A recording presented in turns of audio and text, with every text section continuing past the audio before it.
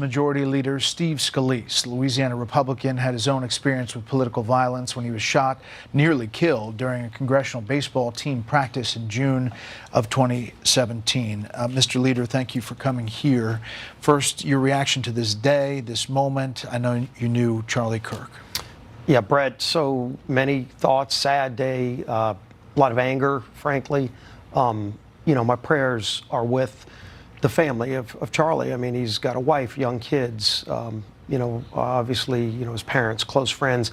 And Charlie was such an inspirational person. I mean, you saw that brought thousands of people out on the college campus there at Utah Valley, would do that all around the country.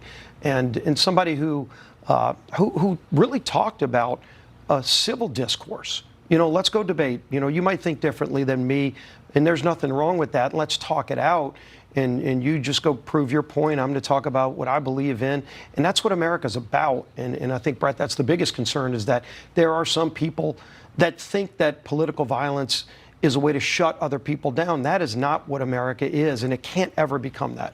As far as his impact, though, I mean, he truly moved the needle for your party. Is that fair to say? Absolutely. I mean, Charlie had such an impact on bringing young people, especially. He brought a lot of people into politics, you know, many into the Republican movement, but he didn't care about your politics, even if it meant he was getting somebody engaged that thought differently than him.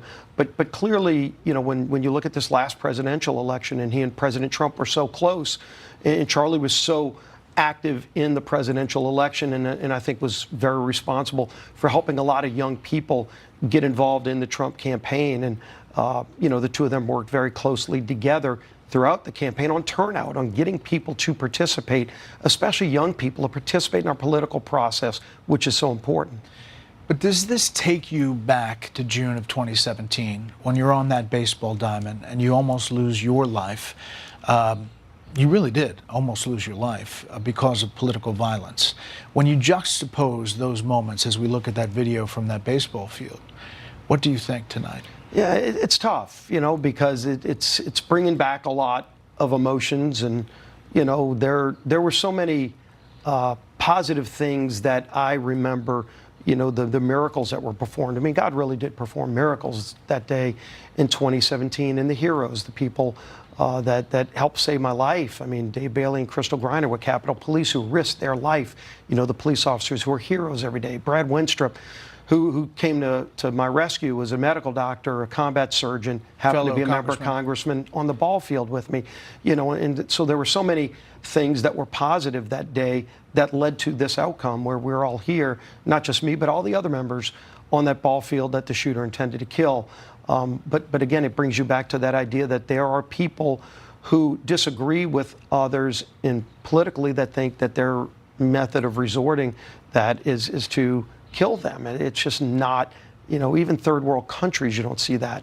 It shouldn't happen.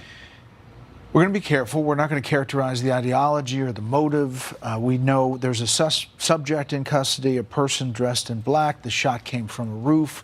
But you can extrapolate from that it's one shot. It's an assassination bullet meant for some reason. Yeah. What's the reason you see? Well, it's clear that it was, as the governor depicted, a political assassination. You know, when you have somebody at a distance on a rooftop, you know, whether it was 200 yards away, but, you know, clearly a high-powered rifle in one shot, meaning they were intending to take out Charlie. And it's alarming. Again, it angers you, it disgusts you, but there's no doubt that was the intention. We will find out more. I'm glad the FBI is working so closely with law enforcement, and they're moving swiftly to get answers and ultimately to bring those responsible to justice. You know, I said to Laura earlier that this moment feels different. It feels like a kind of a big moment, and I don't know what's next. What do you see? I mean, you work across the aisle up on Capitol Hill. There's a lot of pointed elbows, but there's also a lot of vitriol around the country. At this moment, what do you think the message should be to America? Well, the message should be, number one, let's look in the mirror for sure, and everybody ought to know, like, what makes our country great is that we do have political differences and we can express them. But how do you express them, Bret? You express them vocally. You can vote, by the way. Part of the most powerful way you can express differences is by voting. But violence is not the answer. Any kind of violence, whether it's shooting, stabbings, hitting somebody, that's not the way we resolve our differences. And everybody ought to denounce that, Bret. I think that's the first thing we all should do, is denounce what just happened to Charlie Kirk, regardless of what you think of his politics, that nobody should think that's okay. And for anybody who's thinking of doing something like that, go just check what the foundation of this country is really about, and it's not that. Laura said to us moments ago, and she was dear friends with him and had him on just a couple days ago, that he was irreplaceable. You think that's true? He's a one of one. I mean, Charlie was an inspirational person. Charlie was a visionary. I mean, Charlie really saw as a student, he recognized as a student on a college campus that something's going wrong on college campuses where they're trying to indoctrinate, not educate people.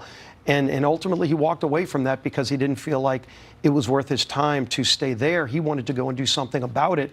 And that's when he started Turning Point USA. He actually started a movement, which, how many young people do that? Not many. It takes a very special person, frankly, a person that is able to inspire other people, which Charlie did, to bring people into that movement. And he brought them first by the tens and then by the hundreds and ultimately by the thousands in campuses all across this country. And, Charlie's gone, and it's going to hurt all of us. But his legacy will never be forgotten. And we can't let that movement die, because it's so important that young people feel attached to what they believe in and not be afraid to express it, whether it's on a college campus or supporting a candidate of their choice. Mr. Leader, we thought it was important to bring you in today, especially with your unique perspective, and we really appreciate the time. God bless you. Thank you, Bret.